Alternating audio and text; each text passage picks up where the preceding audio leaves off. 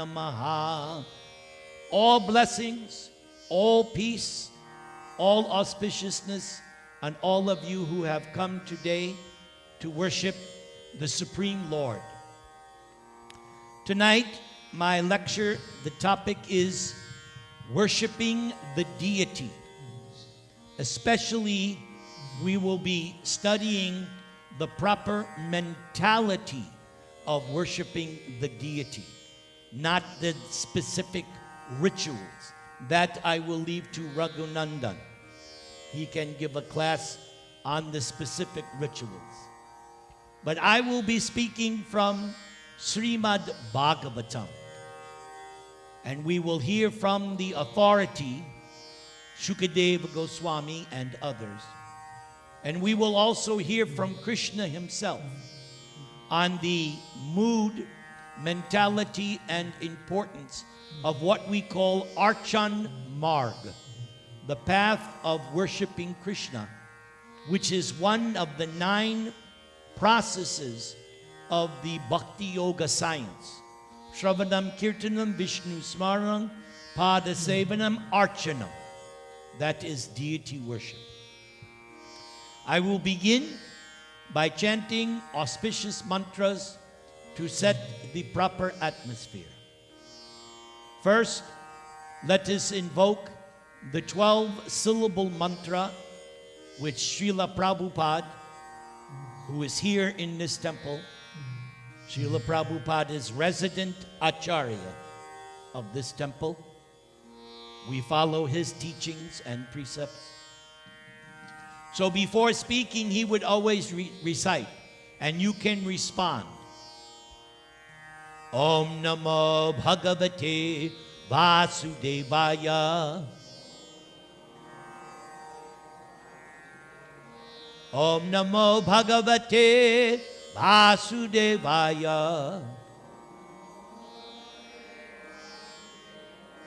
Om Namo Bhagavate Vasudevaya. First, I must worship my initiating and Shiksha, my Diksha and Shiksha Guru, Srila Prabhupada. Om Ajnana Timarandasya Jnananjana Shalakaya Chakshu Unmilitam Yena Tashmai Sri Gurave Namaha. Nama Om Vishnu Padaya Krishna Presthaya Bhutale Srimate Bhakti Vedanta Swamin Iti Namane.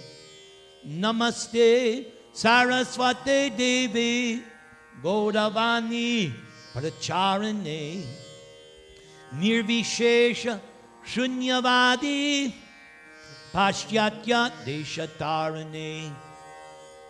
Now I will recite my 2 favorite mantras apart from the Panchatattva Maha Mantra and Hare Krishna Maha Mantra. Trinadapi Sunichena Tarar Iva Sahishnuna Amanina Manadena Kirtaniya Sadahari. Hare Nama Hare Nama Hare Namaiva Kevalam Kalau Nastyeva Nastyeva Nastyeva Gatir Anyata. Sri Krishna Chaitanya Prabhu Nityananda Sri Advaita Gadadhara Srivasa Adigor Bhakta Vrinda. Everybody together. Hare Krishna Hare Krishna Krishna Krishna Hare Hare Hare Rama Hare Rama Rama Rama Hare Hare. So my first lesson for today is from Narada Muni. In the 7th canto, Narada Muni, in 5 chapters, instructs Yudhishthira Maharaj all about the perfect householder ashram. And in the course of that discussion, questions and answers, Narada Muni made this observation. Drishva teshang mito nirnam avagyanat matang nripa tredadishu harer archa kriyayai kavibir krita. O my dear king, when great sages and saintly persons saw mutually disrespectful dealings at the beginning of Treta Yuga, deity worship in the temple was introduced with all paraphernalia. So here is authorized knowledge, not fake news. Bhagavatam is the supreme authority in the Vedic knowledge. So what did he say? So obviously in the Satya Yuga, everyone was first class. Everyone was engaged in meditation on Krishna in the heart. Everyone was properly situated. But as he says here, at the beginning of the next age, Treta Yuga, what happened? Mutually disrespectful dealings. This will be the theme of tonight's program. That as devotees, we must learn how to respect each other, respect ourselves, and of course, respect the deity. But the key line, Mita nirnam avagyana atmatang. Mutually disrespectful dealings amongst brahmanas and devotees. Prabhupada has given a nice comment on this verse. Without Srila Prabhupada, I would have no access to Srimad Bhagavatam. Without Prabhupada, I would not be sitting here. So, whatever Prabhupada, we sing in ISKCON every morning. Guru Mukha Padma Vakya Chitte Te Koriya Aikya Arna Kori Homani Ash. The disciples' aspiration. I don't want to hear anything other than what is coming out of the divine lotus mouth of my Guru Maharaj Srila Prabhupada. That's what I accept. Everything else is somebody's opinion. But as disciple, and as he is the founder Acharya, I have to take what he says as it is and accept. So he writes, in Satya Yuga, every person was spiritually advanced, and there was no envy between great personalities. Gradually, however, because of material contamination with the advance of the ages, disrespectful dealings appeared even among Brahmanas and Vaishnavas. What to speak of the general mass of people. So the key point is, why did this happen? Material contamination, personal motivation, lust, anger, greed.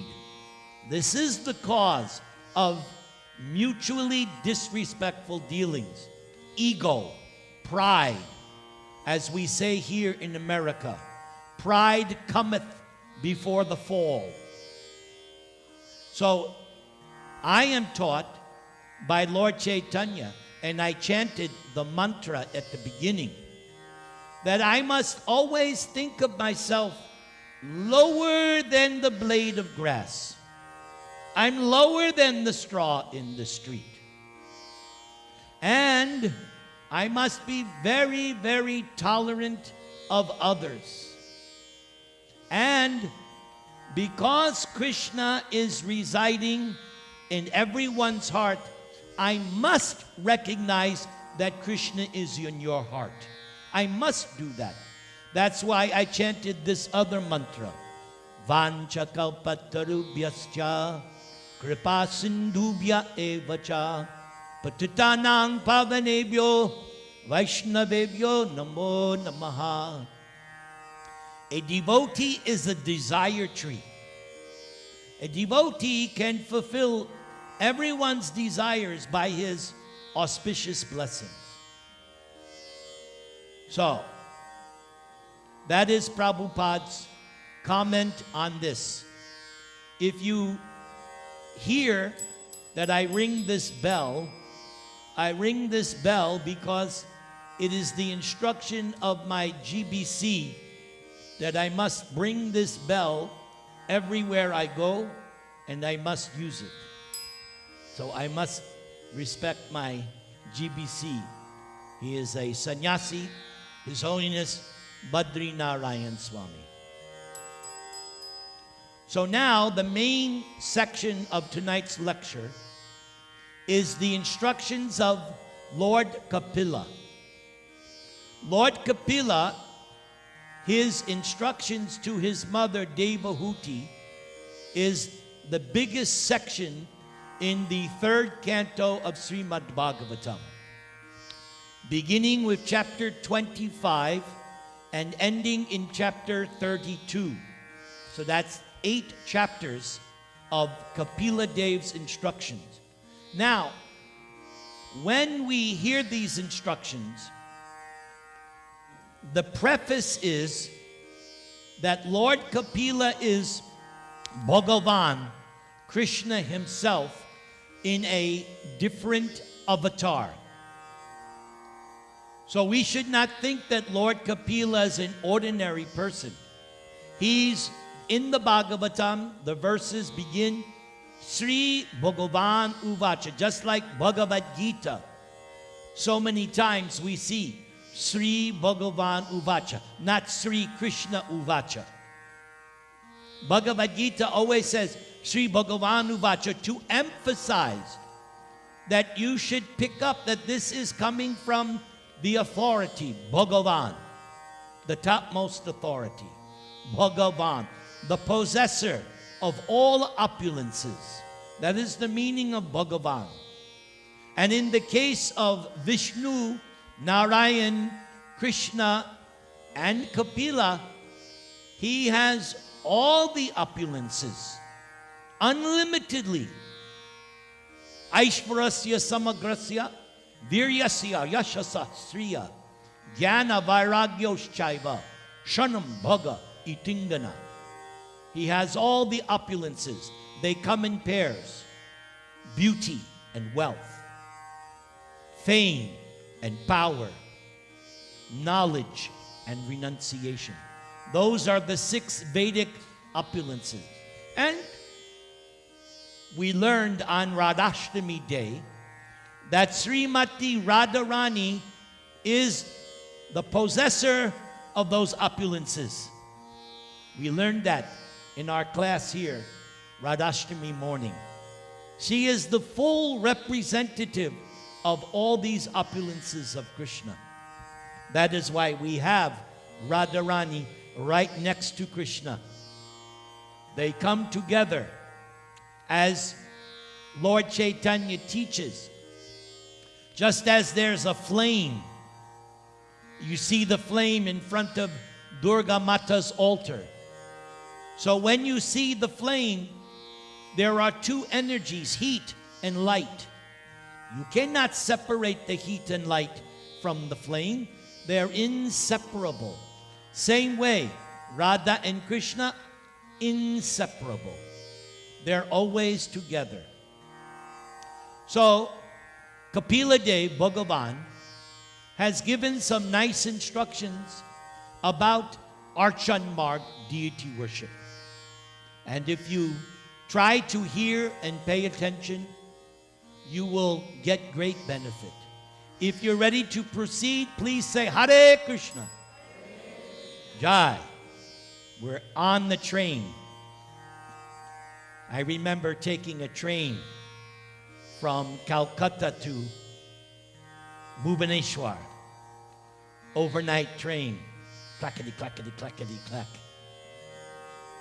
But it was, getting up in the morning was very thrilling. I had never had that experience.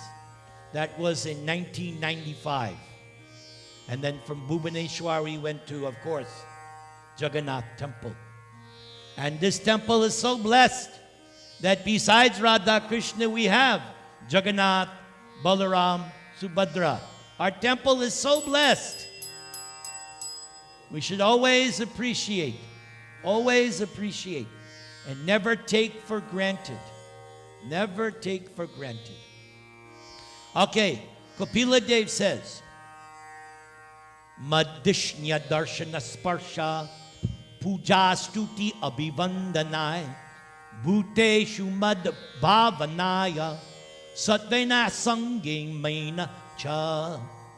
Bhagavan Kapila says, the devotee should regularly see my statues in the temple.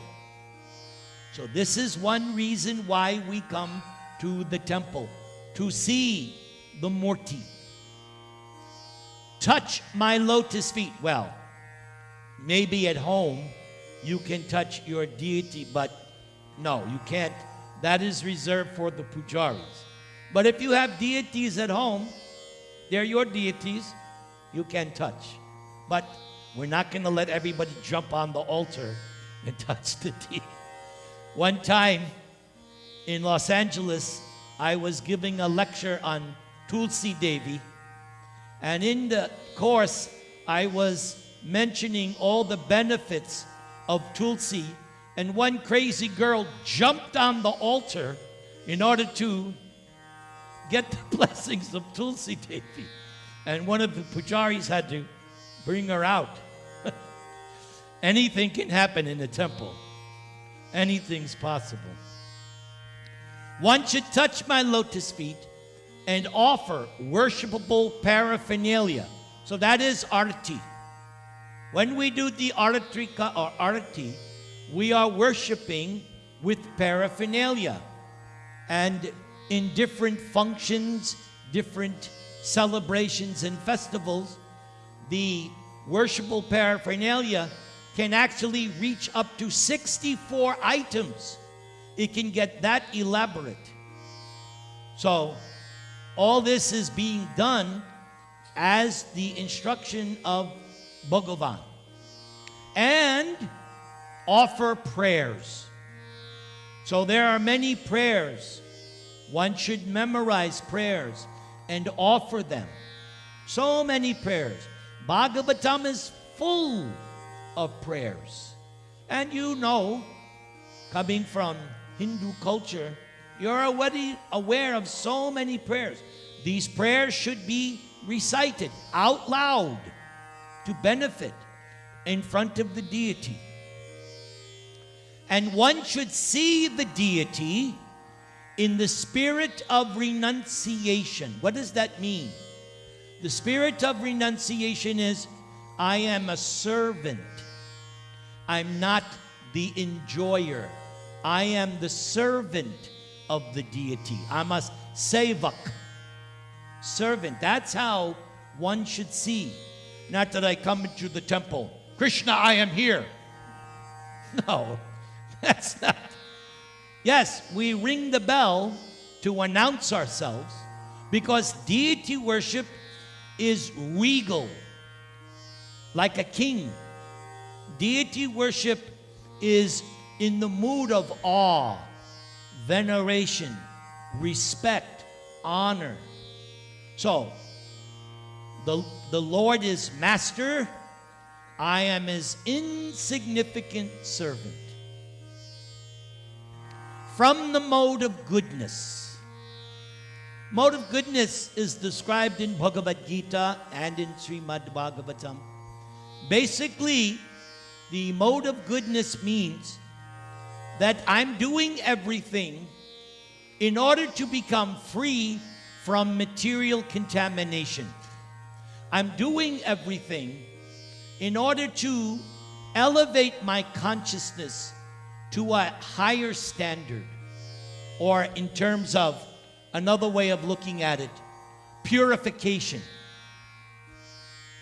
Now the next one, and see every living entity as spiritual. So that was the last thing. In other words, and this will be repeated, I have to stop seeing on the basis of the body. No. Everybody, I already mentioned, Krishna's in your heart. So everybody is spiritual. Just like you all came here in a car. So if I address you, oh, hello, Mercedes, you would think, what's wrong with you? Because you're not your car, right? Or if I said, hello, light blue sari, you would think, what's wrong with this guy? Bhagavad Gita teaches we're not our clothes. We're not yantra, the machine. We are the spiritual Atma, part and parcel within. That's how I have to see. Prabhupada gives a very nice purport to this verse. Temple worship is one of the duties of a devotee. Duty. Dharma. In other words, things we must do. They're not obligatory. They're not, what's the word I'm looking for? Optional. They are obligatory. That's what meaning of duty means. Not that I can whimsically pick and choose. No, it is duty, dharma.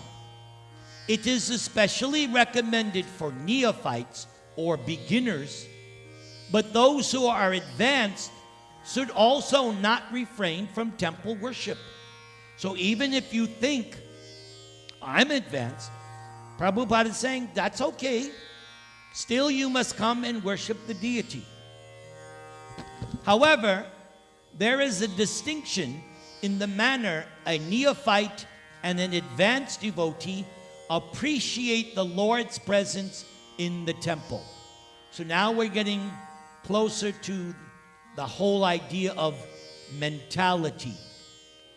So the beginner, the neophyte, he has one way of seeing, and the advanced devotee has a higher way of seeing. Let's see what Prabhupada says. The neophyte considers the Archa Vigraha, or the statue of the Lord, to be different from the original personality of Godhead. Basically, it means, Prabhupada says it here, the neophyte considers the deity a representation of the Supreme Lord. But an advanced devotee accepts the deity in the temple as the Supreme Personality of Godhead. You see the two differences. One is thinking, oh, this is symbolic. No. The advanced devotee says, no, you are not a stone statue. You are not a wooden statue. You are Bhagavan directly himself. And I could give a whole nother class on histories of how that could be proven. In the Chaitanya Charitamrita, there is the famous story of Sakshi Gopal. That Sakshi Gopal is that deity in Rajasthan known as Sri Nathji. So that Sri Nathji deity was originally in Orissa province. Sorry. He decided to go to Rajasthan. But there is the history of a young Brahmana speaking to the deity, saying, I came here previously and I asked you that I may need you to testify on my behalf. So when the young Brahmana came back, he spoke to the deity. I said, I need you now to come and testify. And the deity said, how can I come? I'm a stone statue. And the Brahmana said, well, if you're a stone statue, how come I'm talking to you? And if you can talk, you can walk. Let's go. And they went from Vrindavan all the way to Orissa. That's a long journey. So that history is there. And I'm sure you have also heard so many stories in India about the deity speaking to a devotee. Prabhupada even said himself that if you worship this deity nicely, with full heart and soul, the deity will talk to you. But do you have the faith? That's the key. Do I have that faith? Do I have that bhav, that feeling, that great emotion? The advanced devotee does not see any difference between the original form of the Lord and the statue or archar form of the Lord in the temple.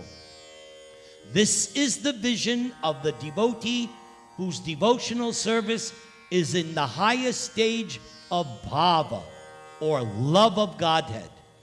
Technically, bhava is just the preliminary stage just before prema, or love of God. First, you have to reach this stage of bhava, and there are 9 symptoms of bhava, which is great. This is why we say our religion is a science, because it stipulates if you have these 9 symptoms, then you know you're on the bhava stage. It's not hocus pocus, and it's not that anyone can just pretend. No, you just like a doctor. I'm going to see doctors now for so many health issues. So the doctor is looking at symptoms, or the Ayurvedic doctor, what does he do? He feels your pulse, right? And if he's really good Ayurvedic doctor, he can tell by your pulse, oh, you have this problem, you have this problem, right? Have you had experience? I've had in Vrindavan in 1975, when Kaviraj came and said, oh, this is happening, this is happening. Prabhupada himself would sometimes refer to an Ayurvedic doctor, especially in his last days. He was taking special medicine. This is the vision of a devotee whose devotional service is in the highest stage of bhava, whereas a neophyte's worship in the temple is a matter of routine duty. In the beginning, it's like this. I don't want to do it, but it's my duty, so I have to do it. But that's better than not doing. That's better than just not. No. I mean, that's the beginning. On the order of the spiritual master, you do so many sadhana principles. On the order of the guru.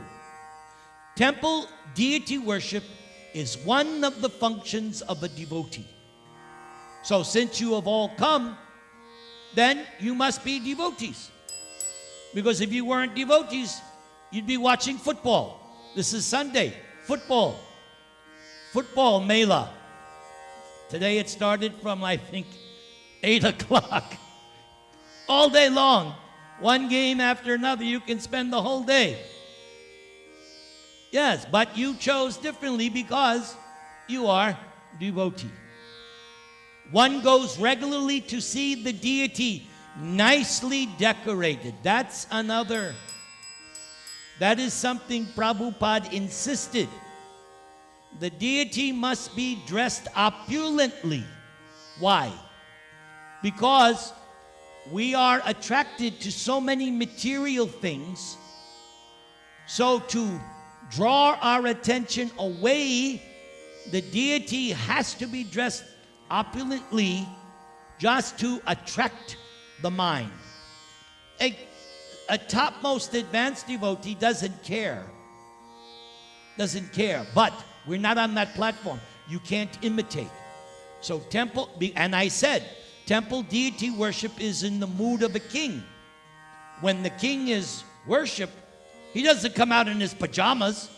He comes out royal state. Crown. Krishna has a turban. So even though it's Radha Krishna, we're worshiping them as how? Lakshmi Narayan. It's Radha Krishna. Don't misunderstand me. We're worshiping Radha Krishna, Jagannath, Baladev, Subhadra, but worshiping them in this mood of awe reverence, veneration, like that. Submissive. Hare Krishna. I think I'm the only person who lectures who also simultaneously gives blessings. I think I hold that distinction. But because it's RadhaRaman temple, I have to do it. I don't do it anywhere else during the lecture, only here. That makes your temple special. All right, let's continue with Kapila-deva's instructions. Aham sarveshu bhuteshu bhutatma avasthita sada tang avagyaya mang martya kuruptearcha vidambanam. Kapila-deva says, I am present in every living entity as the supersoul. So this proves my point that Kapila-deva is Bhagavan. Because we read in Bhagavad Gita at least 5 times, Krishna is in the heart. So Kapila-deva just said, he's in the heart. Therefore, Kapila and Krishna equalmente. They're the same. Now, listen to what Kapila-deva warns us. So first he said, I am present in everyone's heart as Paramatma. If someone neglects or disregards that super soul and engages in the worship of the deity, that is simply imitation. So this is important, and it's going to be repeated from different angles of vision. I have to constantly remind myself, Krishna is in your heart. Therefore, and this was also mentioned by Lord Shiva to his then wife Sati. Because Lord Shiva at one time was blasphemed by his father-in-law, Daksha. And at the time, Lord Shiva was in deep meditation. On who? Krishna in the heart. Because Krishna is also in the heart of Lord Shiva. So he also meditates on Krishna in the heart. So, in discussion that Sati and him had, Sati is the previous birth of Parvati. After Sati, she becomes Parvati. So Lord Shiva was saying, I am always in Krishna consciousness. I'm always meditating on Vasudeva. Everybody say. This is what Lord Shiva says in Srimad Bhagavatam. I'm not making this up. This is what Bhagavatam says. He says, I always meditate on Vasudeva in the heart. Therefore, he plainly told Sati, I am always in pure Krishna consciousness. It's called Vasudeva Shabditam, technically. He's always in that state. That's why at the end of Bhagavatam it says, Vaishnavanam yata Shambhu. The greatest follower of Lord Vishnu, the greatest devotee of Lord Vishnu, here he is, in your temple, on the altar, Shiv Shambhu.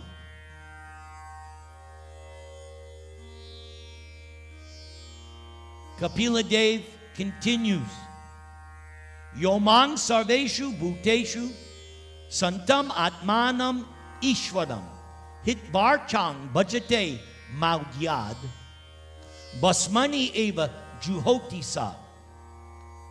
He continues the same theme. One who worships the deity in the temples but does not know that the Supreme Lord as Paramatma is situated in everyone's heart must be in ignorance. Strong language by Lord Capilla, Bhagavan. That if I don't know, and not only human beings, even the tiny ant, yes, every living, and not just human beings. That is also taught in Bhagavad Gita and many times in Bhagavatam. So if someone does not know that Paramatma is in everyone's heart, must be in ignorance, and is compared to one who offers oblations into ashes. When the fire sacrifice, Homa, is going on, Swaha, right? You have your rice or your barley, depending on what you're given. And the Purohit says, Om Namat Swaha, and all of a sudden, there flies everywhere from all directions. But once the fire is extinguished, you don't keep, the fire is gone. Okay. Dvishatak parakaye mang, manino binadarshanaha, bhuteshu baddha vairasya, na mana shantam richyati. Shantam richyati. That's in Bhagavad Gita. Let's see if I can remember the verse. Yes, 529. Bhoktaram yagya tapasang sarvaloka maheshwaram suridam sarva bhutanam gyatva mam shantam richati. You know that word. That's a beautiful word. Shantam. Right? Shanti, shanti, shantihi. Now, here comes a very strong commandment of Bhagavan Kapila. One who offers me respect, but is envious of the bodies of others, and is therefore a separatist, never attains peace of mind because of one's inimical behavior towards other living entities. So, I have lectured before on this topic. What is the original sin? Envy. That is the original sin. So, and the second shloka of Bhagavatam, Paramo Nirmatsaranam Satam. Bhagavatam says, there are 18,000 shlokas. The second shloka says, if you want to really taste Srimad Bhagavatam, Nirmatsaranam, leave the envy at the door. So here, it is giving you the root cause. I identify you and myself in terms of the body, and I become jealous or envious. Oh, he's got more money than me. He's got a better job than me. No, it's foolishness. It's based on a wrong conception. That's why it's called Maya. It's an illusory conception. Bhagavad Gita's instructions in 2nd chapter begin with that. You're not the body. You're not your mind. Your spirit, soul, eternal, part and parcel of Bhagavan. Now that word separatist is an important word. And so Prabhupada explains that word separatist. Prabhupada begins. The word separatist must be understood carefully. The Sanskrit words in this connection are bhina drik and prithag bhava. A separatist is one who sees his own interest as separate from that of the Supreme Lord. Mixed devotees, or devotees in the modes of passion and ignorance, think that the interest of the Supreme Lord is supplying the orders of the devotees. In other words, such a person thinks God is my order supplier, like Amazon.com. That is God to some people. No, He's not your order supplier. We are servant. The servant does not dictate to the master. So, the interest of such devotees is to draw from the Lord as much as possible for their material sense gratification. This is the separatist mentality. Actually, pure devotion is explained in the previous chapter. The mind of the Supreme Lord and the mind of the devotee should be dovetailed. Practical example, husband and wife should have that mentality. The husband should think, I am the servant of my wife, and the wife also should think, I am the servant of the husband. If that mentality is there, you will have a happy, happy, happy marriage. But as soon as something changes and I start to think otherwise, then there's going to be rift. So in the same way, the mind of the devotee is, I simply want to please the Lord. I simply want to serve the Lord. With that mentality, yes, the Lord will reciprocate. But we have to indicate that, my Lord, you are my master, I am your servant. Then Krishna will reciprocate. Not that I make demands, give me, give me, give me, give me, give me. That'll take a long time. When the devotee, I skipped something. A devotee should not wish anything but to execute the desire of the Supreme. Well, the desire of the Supreme is stated by Krishna at the end of Bhagavad Gita. Surrender. That's Krishna's desire. And in the previous verse, Manmana bhava mad bhakto mad yaji mam namaskuru mam evaishyasi satyam te pratijani prayosi me. Always think of me. That's Krishna's first commandment. Always think of me. Become my bhakta. Become my devotee. Worship me. Bow down to me. If we do those things, we will get so much ashirvad from Krishna. Because you're surrendering. If you bow down to someone, you're surrendering. When we come in the temple, we bow down. I have to bow down to my Guru Dev. I bow down to all the deities. And I particularly bow down to Jagannath, Baladev, Subhadra, RadhaRaman. In particular. That means I have to see myself as servant. When the devotee has an interest or will different from the interest of the Supreme Lord, his or her mentality is that of a separatist. When the so-called devotee desires material enjoyment without reference to the interest of the Supreme Lord, he or she wants to become famous or opulent by utilizing the mercy or grace of the Supreme Lord. Thus, one is in the mode of passion. Oneness is actually based on oneness of interest. A pure devotee has no interest but to act on behalf of the Supreme Lord. That's the meaning of servant. Best example we have here, Hanuman, Bhaktaraj. Hanuman was even offered any benediction he could want.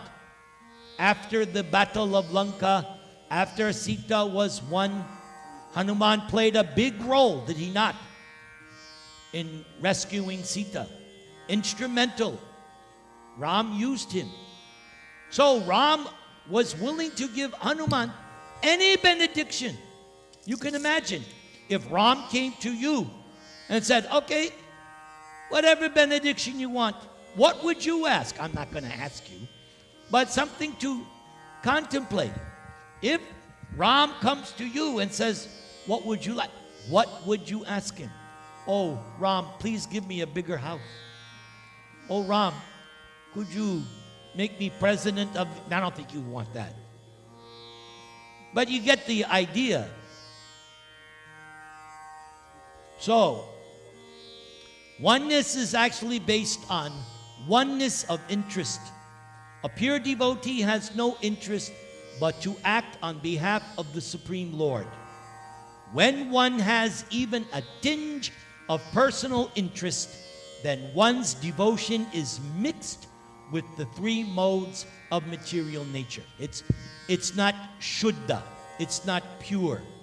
The difference between shuddhi and dalda. Dalda? Okay, sorry. Dalda. You know better than me the difference, right? What's that?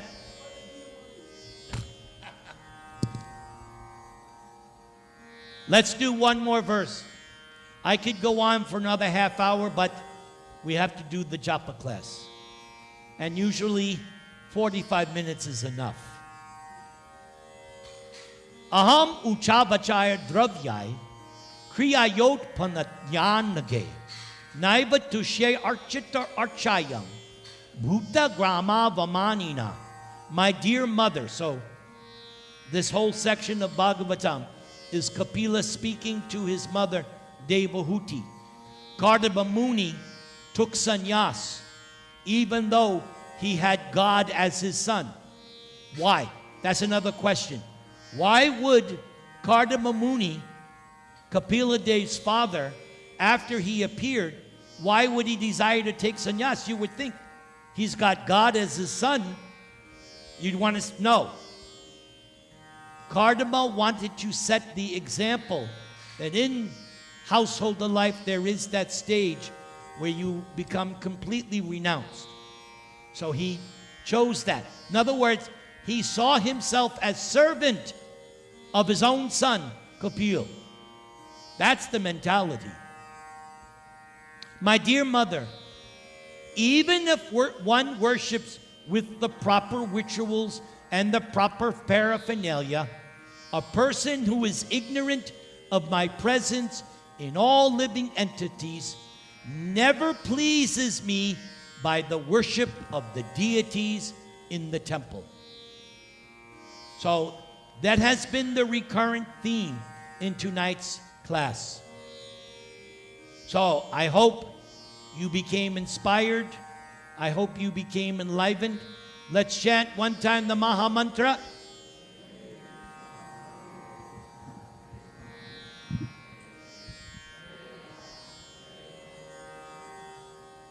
Thank you very much. Krishna